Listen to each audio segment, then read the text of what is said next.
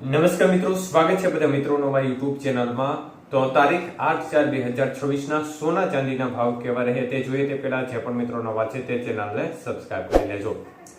તો મિત્રો વાત કરીએ સૌપ્રથમ ચાંદીના ભાવ વિશે। તો આજે ખાસ કરીને ચાંદીના ભાવ જોઈએ તો 1 ગ્રામ ચાંદીનો ભાવ 250 રૂપિયા, જ્યારે 8 ગ્રામ ચાંદીનો ભાવ જોવા જઈએ તો 2000 રૂપિયા, 10 ગ્રામ ચાંદી 2500 રૂપિયા, 100 ગ્રામ ચાંદી 25,000 રૂપિયા અને કિલો ચાંદી આજે 2,50,000 રૂપિયા સુધીના ભાવ રહ્યા હતા। તો મિત્રો ચાંદીની બજારમાં આજે પ્રતિ 1 કિલોએ કોઈ પણ પ્રકારની વધઘટ જોવા મળી નથી। છેલ્લા 4-5 દિવસથી ચાંદીની બજાર છે તે સ્થિર જોવા મળી રહી છે, કોઈ પણ પ્રકારની મૂવમેન્ટ જોવા મળી રહી નથી। વાત કરીએ આજના 22 કે સોનાના ભાવ વિશે તો 1 ગ્રામ સોનાનો ભાવ આજે 13,740 રૂપિયા, જ્યારે 8 ગ્રામ સોનું આજે 1,09,920 રૂપિયા, 10 ગ્રામ સોનું 1,37,400 રૂપિયા અને 100 ગ્રામ સોનાનો ભાવ આજે 13,74,000 રૂપિયા સુધી રહ્યો હતો। તો આજે 22 કે સોનાના 100 ગ્રામના ભાવમાં 7,500 રૂપિયાનો ઘટાડો જોવા મળ્યો હતો।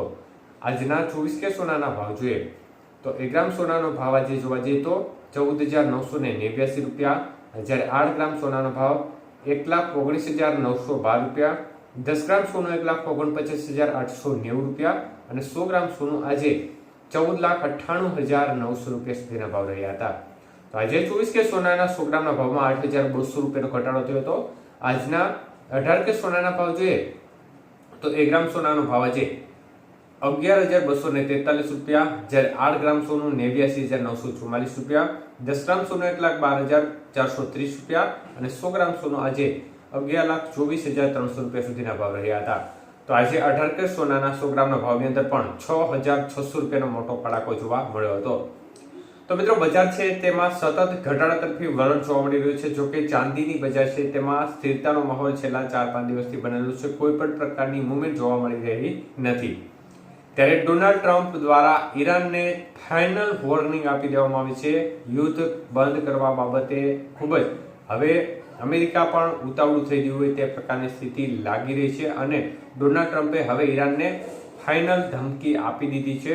તો હવે જોવું રહ્યું કે ઈરાનનું આગામી કદમ શું હશે અને જો ઈરાન હજી પણ ઝૂકવાના મૂડમાં નહીં બને તો આ સંજોગોમાં બંને દેશો વચ્ચે જે માહોલ છે તેમાં વધુ ગરમાળો આવી શકે છે, જેની સીધી અસર છે તે સીધી માર્કેટ ઉપર જોવા મળે તો નવાય નહીં। કારણ કે અત્યારે આપણે જોયું કે અનેક એવા મટીરિયલ છે જેમાં લગભગ 30 થી 40% જેટલો ભાવ વધારો જોવા મળી રહ્યો છે અને આની સીધી અસર છે તે સામાન્ય જનતા ઉપર ચોક્કસપણે જોવા મળી રહી છે।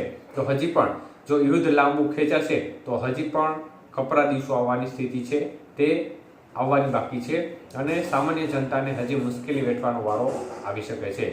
એટલે આગામી સમયમાં સોના ચાંદીની બજાર છે તેમાં મોટી અસર જો યુદ્ધ બંધ નહીં થાય અથવા તો કોઈ મોટા નિર્ણયો લેવાય તો તેના ઉપર જોવા મળી શકે છે।